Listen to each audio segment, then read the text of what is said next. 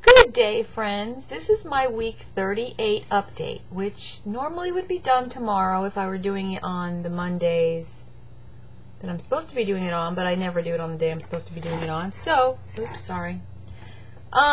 So anyway, here I am, and I'm going to make a quick update. My weight has done nothing. It stayed the same. I guess that's a good thing because it didn't go up. And I did lose 92 pounds, so that's a good thing still. Am I frustrated at times? Yes. I'm happy for all my friends that are reaching gold. Congratulations, Tom and Almost Jane and others. Fab. But I'm not, and I don't know why. Well, I do know why, but I am where my surgeon says I'm supposed to be, so enough of that. I decided instead of talking about numbers, because it's not about numbers, it's all about the journey and all the great friends I've made. I'm going to dedicate this to a for-your information update. That'll be my new theme. Did you know? That's what it's going to be called. This subject is called Bezoars. Now, this came up the other day while I was chatting. Well, I made a comment on All for Living.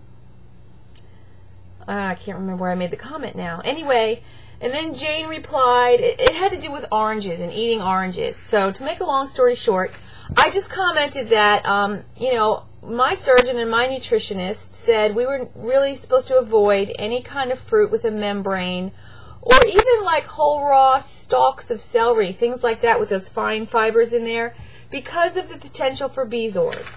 So what's a bezoar, you might ask? Okay, let me just read the definition to you and then explain why we're supposed to avoid them. Now, I know many of you eat this anyway and you haven't had any problems, but in all honesty, it's sort of a crapshoot because this is the facts. And this comes from the Merck Manual, which is a medical book. But anyway, here it is. Bezoars are tightly packed collections of partially digested or undigested material stuck in the stomach or other parts of the digestive tract. The stomach is a common collection site for hardened, partially digested or undigested masses of food or other materials, which would be bezoars.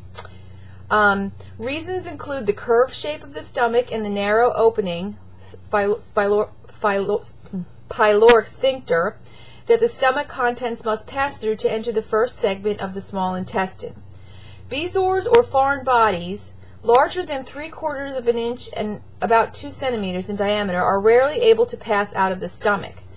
Now keep in mind, ours has been altered. I don't care if you had the duodenal switch or the vertical sleeve or the Roux-en-Y, or even if you've had lap band, your stomach has been altered. So the point of the fibers, the membrane on the oranges or the strands of celery, these things are not digestible material. They would normally pass through your stomach. So if you're eating a big old orange with this new intestinal tract you have, and it says, these hairballs or food balls cannot pass through narrow openings or spaces and thus get stuck in the digestive tract.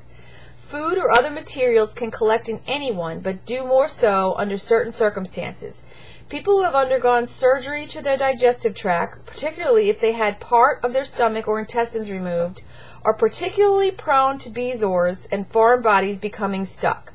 So that, people, is the reason we're not supposed to eat things we can't digest properly, membranes on citrus fruits, or chewing gum. That would be a bezoar when you swallow it. And of course, I know you can take the risk. I mean, go ahead. I'm not saying don't do it, and I'm sure as heck not one to say don't break any rules.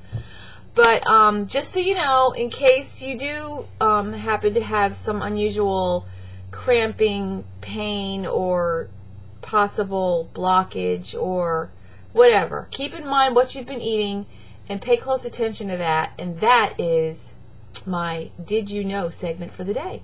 Have a good one. Bye.